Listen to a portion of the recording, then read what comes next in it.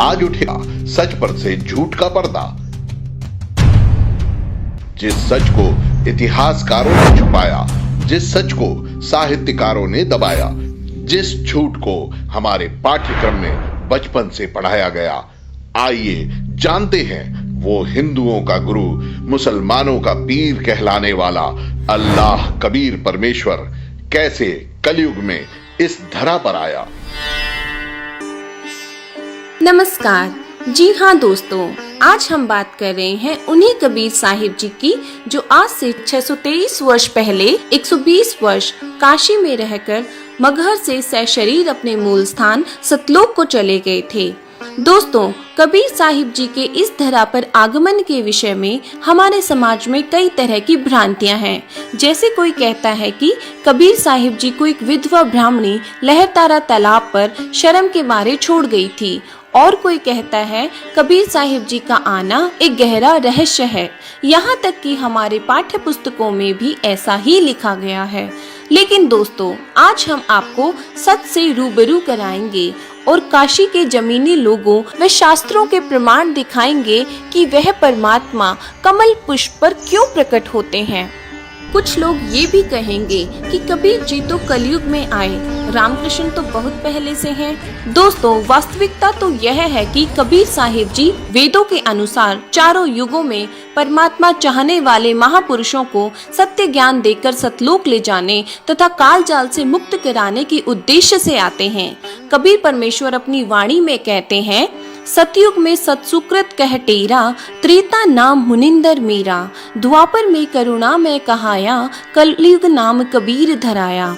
कबीर साहिब जी सतयुग में सत्सुकृत के नाम से आए, त्रेता युग में मुनिंदर ऋषि के नाम से आए, द्वापर में करुणामय के नाम से आए और कलयुग में कबीर नाम से 623 वर्ष पहले लहरतारा तालाब पर शिशु रूप धारण करके अवतरित हुए।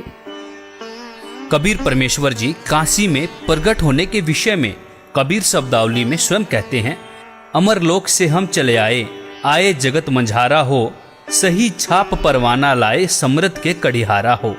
जीव दुखित देखा भवसागर, ता कारण पगधारा हो, काशी नगर थाना रोपा, जम्बू द्वीप मंझारा हो। इसके बाद कबीर साहिब जी कबीर बोध सागर में कहते हैं, हम हैं सत्यलोक के वासी, दास कहाए प्रगट होए काशी। धरी देह भवसागर आए, धर्मदास तो ही नाम सुनाए, कलयुग में काशी चले आए, जब हमरे तुम दर्शन पाए। तब हम नाम कबीर धराए, काल देख तब रह मुरझाए। दे नहीं और दर्शे देही, जगना चिन्ह पुरुष विदेही, नहीं बाप ना मात जाए, अवगत से हम चले आए। चारों जुग भवसागर आए, आदि नाम जग टेर सुनाए। नाम सुने शरणागत आवे, तिन्ही की हम बंद छुड़ावे। सतयुग सतसुग्रत कहलाए, तेता नाम मुनिंदर धराए। द्वापर में करुणा में कहाए, कलयुग नाम कबीर रखाए। आदि नाम चारों जुग टेरा, सज्जन जीव सुनत ही दोरा। जो जो जीव शरण में आए, तिनको हमने नाम सुनाए। अब आपको काशी के जमीनी लोगों से रूबरू कराते हैं, जिनका कबीर साहिब के इस धरा पर आने के विषय में क्या मत है।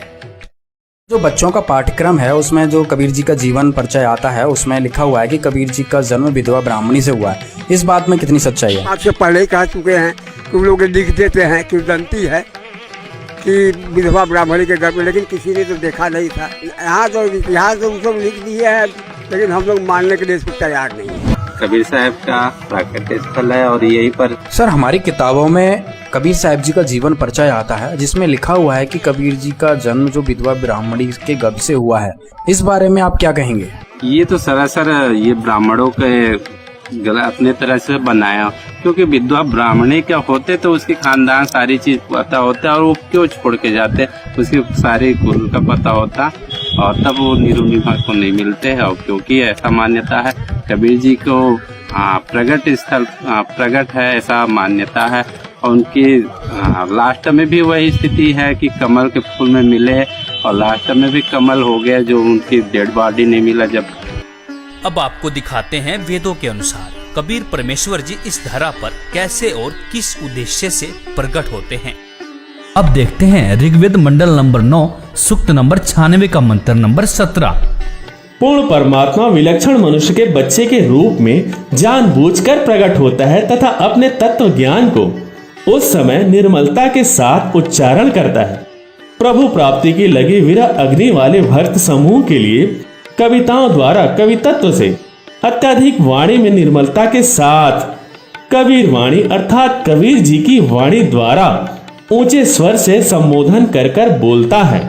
वह अमर पुरुष अर्थात सत्य पुरुष ही अर्थात ऋषि रूप में स्वयं कबीर देव ही होता है, परंतु उस परमात्मा को ना पहचान कर लोग उसे कवि कहने लग जाते हैं, परंतु वह पूर्ण परमात्मा ही होता है क्योंकि उसका वास्तविक नाम कबीर देव है।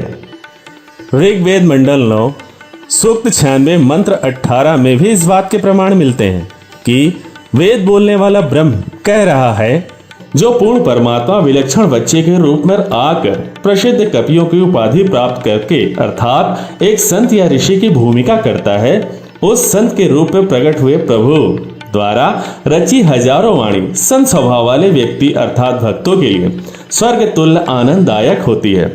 वह अमर पुरुष अर्थात सत्य पुरुष तीसरे मुक्ति धाम अर्थात सत्य लोक की सुदृढ़ पृथ्वी को स्थापित करने के पश्चात मानव सदृश संत रूप में होता हुआ गुम्बद अर्थात गुम्बज के ऊंचे टीले रूपी सिंहासन पर विराजमान उज्जवल स्थूल आकार में अर्थात मानव सदृश तेजो में शरीर में विराजमान है।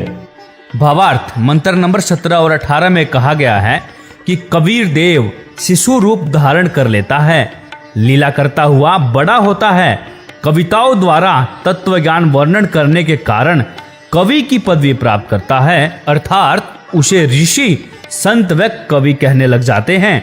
वास्तव में वह पूर्ण परमात्मा कबीर ही है। उसके द्वारा रची अमृतवाणी कबीर वाणी कही जाती है, जो भक्तों के लिए स्वर्ग तुल्य सुखदायी होती है।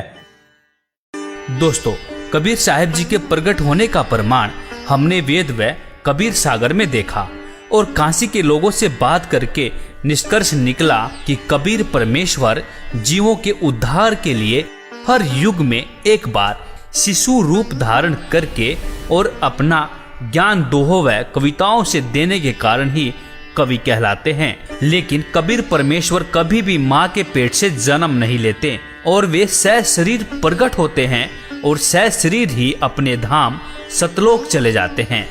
कबीर साहब को लेकर कुछ लोगों ने अज्ञानवश विधवा ब्राह्मणी से जोड़कर समाज को भ्रमित किया, जो कि कोरी झूठ है।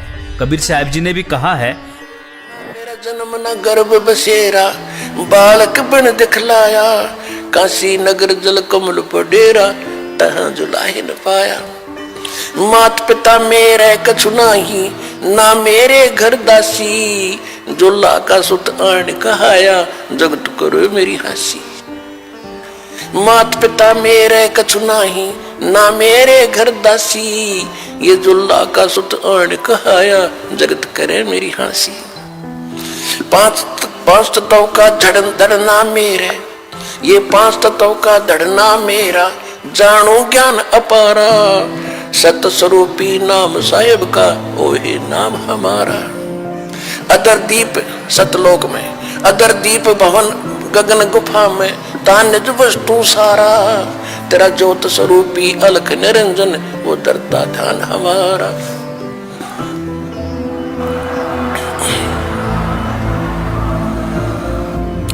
अदर दीप और गगन गुफा में तान्य वस्तु सारा, तेरा ज्योत स्वरूपी अलख निरंजन वो दरता ध्यान हमारा। हाड चाम लहू ना मेरे, हाड चाम लहू ना मेरे, कोई जाने सतनाम उपासी, तारण तरण अव्यवद दाता मैं हूँ कबीर अविनाशी। हाड चाम लहू ना मेरे, कोई जाने सतनाम उपासी, तारण तरण अव्यवद दाता मैं हूँ कबीर अविनाशी। वीडियो को लाइक, शेयर और सब्सक्राइब जरूर करें। धन्यवाद।